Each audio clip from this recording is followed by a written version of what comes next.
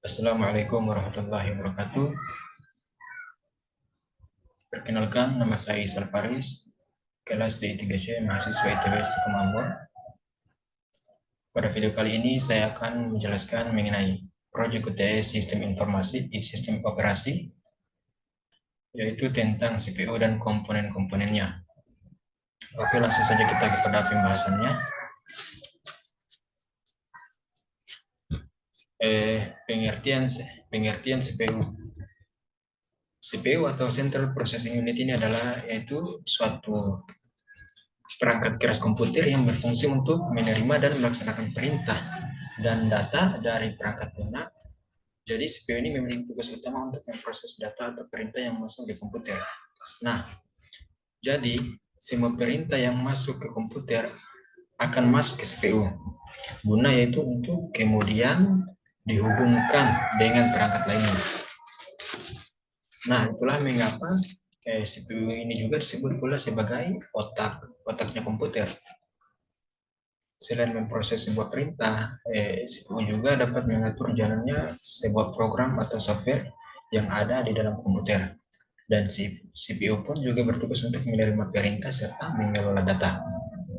Maka, semua hal yang berkaitan dengan proses yang diberikan oleh user kepada komputer akan diproses oleh CPU untuk kemudian diolah. Nah, baik itu perintah yang sangat rumit ataupun perintah yang sepele, misalnya kita mengolah data SPSS, hingga kita mengetikkan huruf K di keyboard, semuanya itu akan terlebih dahulu diolah oleh CPU. Tanpa adanya CPU ini, komputer tidak akan bisa bekerja sebagaimana manusia tanpa otak. Nah, jadi sama halnya seperti otak manusia yang memiliki beberapa bagian dan komponen. CPU pun juga demikian. Untuk bisa bekerja, maka dari itu CPU ini memiliki beberapa komponen.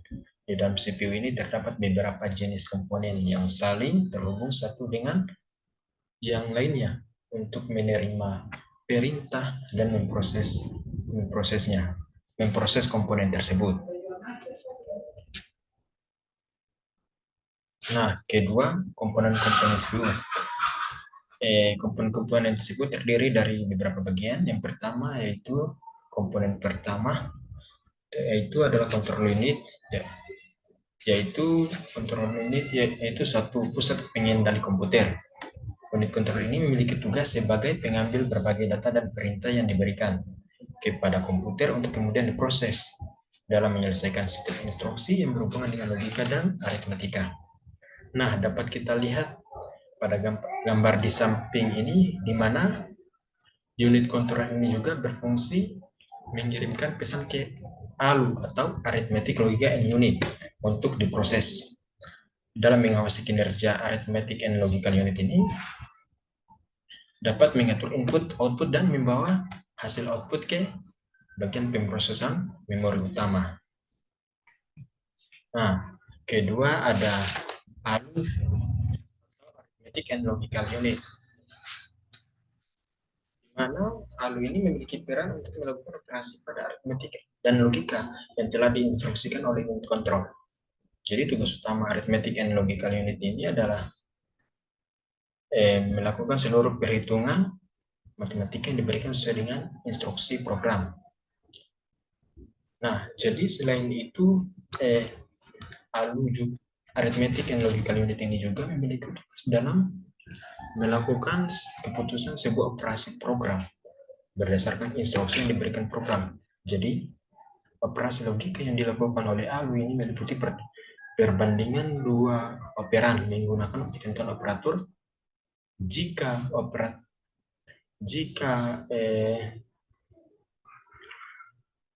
ketentuan operator logika tertentu, misalnya kita menggunakan tanda sama dengan, kurang dari, tidak sama dengan, lebih besar dari, kurang dari, sama dengan, dan lebih besar atau sama dengan. Nah, yang ketiga ada namanya register. Komponen terakhir dari CPU adalah register. Komponen ini merupakan alat untuk penyimpanan kecil yang memiliki kecepatan akses yang cukup cepat, berguna untuk sebagai media menyimpan data dan instruksi yang diproses. Jadi penyimpanan data yang dilakukan hanya bersifat sementara, yaitu hanya disimpan saat proses pengolahan terjadi. Setelah itu penyimpanan akan hilang dengan sendirinya. Nah, jika diibaratkan register itu sama halnya dengan ingatan dalam otak. Bila melakukan pengolahan data secara manual, dengan adanya register, CPU pun bisa diibaratkan sebagai otak yang terdiri dari banyak ingatan-ingatan. Nah, dari ingatan-ingatan tersebut kemudian diolah untuk membandingkan dan memperhitungkan logikanya. Perlu kita ketahui bahwasanya data yang tersimpan di memori utama atau random access memory akan diawali oleh register, dan yang berada di register lah yang akan diproses. Nah, ketiga, bagian-bagian CPU. Bagian-bagian CPU ini terdiri dari casing. Jadi casing ini berfungsi sebagai tempat untuk meletakkan dan memasang berbagai komponen seperti motherboard, power supply, optical disk drive, hard disk, dan masih banyak yang lainnya. Jadi casing CPU ini biasanya terbuat dari plastik dan beberapa juga terbuat dari besi, stainless, dan masih banyak macamnya. Jadi casing ini berguna untuk melindungi berbagai komponen-komponen yang terdapat dalam CPU. Tentunya untuk lebih melindungi dari debu, panas, air, atau hal-hal lain yang dikhawatirkan akan mengganggu kinerja CPU itu sendiri.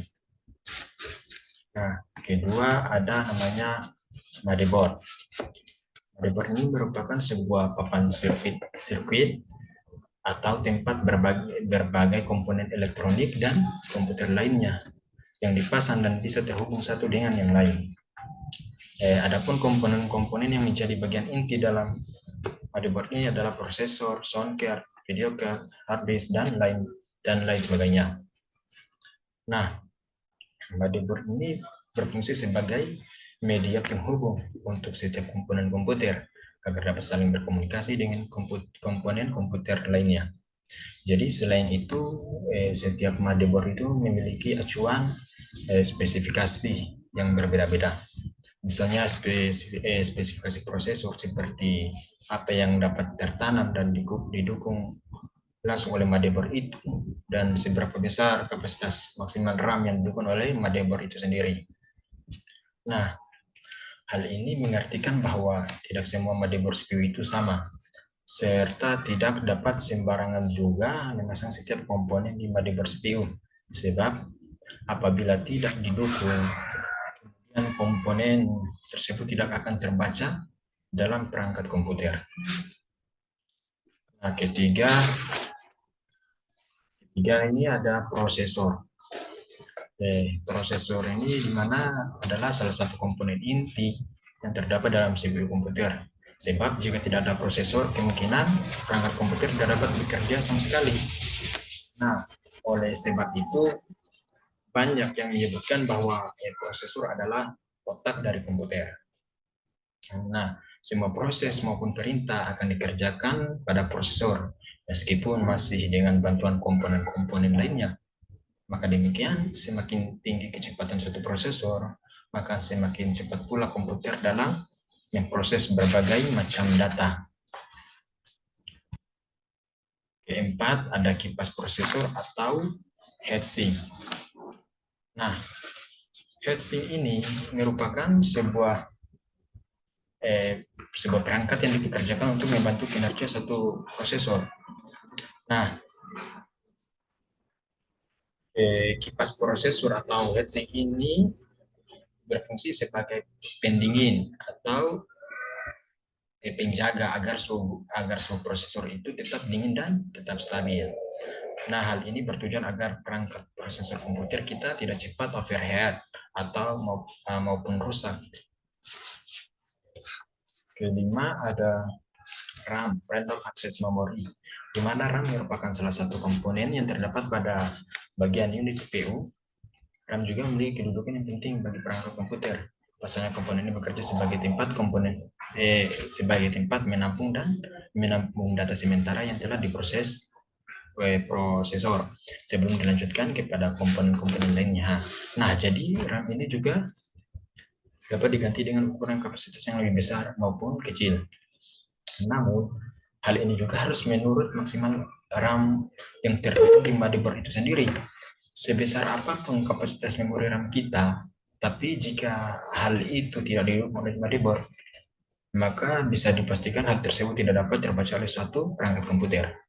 Nah, terlepas dari itu, satuan RAM biasanya menggunakan perhitungan byte dan kapasitas RAM yang beredar di pasaran biasanya berkapasitas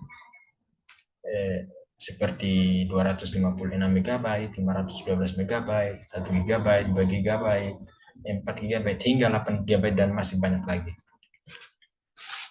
Nah, keenam ada hard disk atau HDD. Hard disk ini berfungsi untuk menyimpan berbagai data dan juga menyimpan berbagai sistem operasi dari suatu perangkat komputer itu sendiri. Di mana hard disk biasanya menggunakan perhitungan byte dan semakin besar kapasitas hard disk, maka semakin banyak pula data-data konvensional yang dapat disimpan. Nah, hard disk ini ukuran kapasitas hard disk ini beredar di pasaran biasanya bervariasi, mulai dari 250 GB, 500 GB, 1 terabyte hingga 3 terabyte. Ketujuh ada namanya CD atau DVD-ROM. Jadi CD atau DVD-ROM ini juga yang biasa disebut dengan optical disk drive. Jadi ini adalah piranti yang dapat digunakan untuk menulis dan membaca kaset atau kepingan CD atau DVD. Nah, selain itu CD atau DVD ROM juga dapat digunakan untuk membarning atau mengcopy CD dengan menggunakan berbagai software seperti Nero, Info Recorder, dan sebagainya. Nah, terlepas dari itu, adapun format yang termasuk ke dalam CD atau DVD-ROM adalah CD-ROM drive, CD-RV drive, CD-ROM drive, dan DVD-RV drive. Nah, ke-8 ada namanya VGA card atau Video Graphic Adapter. Di mana video graphic adapter ini merupakan salah satu komponen yang dirasa sangat penting untuk sebuah perangkat komputer. Sebab komponen yang satu ini berfungsi sebagai pengolah data grafis sebelum ditampilkan ke monitor itu sendiri. Nah, apabila tanpa VGA, maka layar komputer bisa dipastikan tidak menampilkan apa-apa alias blank. Nah, yang ke-9 ini ada namanya sound card. Di mana sound card ini yaitu suatu piranti yang berfungsi sebagai pengolah audio untuk perangkat komputer. Sound card juga berfungsi sebagai prosesor audio yang mana dapat mengubah sinyal analog atau sinyal digital yang masuk ke dalam input kartu dan menghasilkan audio atau suara pada sistem komputer. Nah, soundcard ini memiliki fungsi untuk mengontrol semua audio yang terdapat pada perangkat komputer. Tanpa perangkat ini, maka bisa dipastikan komputer yang kita miliki tidak akan bersuara. Terakhir, yang ke-10 itu ada power supply. Pada gambar ini dapat kita lihat di mana power supply berbentuk tabung yang merupakan bagian dari sistem komputer dan unit CPU yang berfungsi sebagai pembagi daya atau sumber arus listrik pada setiap komponen-komponen komputer. Jadi selain itu, power supply juga berfungsi untuk merubah tegangan DC menjadi AC sebelum dialirkan ke setiap komponen-komponen komputer itu sendiri. Nah, komponen terakhir ini atau power supply ini memiliki tegangan daya yang berbeda-beda dari 300 watt, 380 watt, 400 watt, 450 watt, 500 watt hingga 600 watt dan masih banyak lagi lainnya yang macam-macamnya. Oke, demikian presentasi saya tentang CPU dan komponen-komponennya. Apabila ada salah-salah kata, saya mohon maaf. Saya ucapkan terima kasih. Akhir kata, Assalamualaikum warahmatullahi wabarakatuh.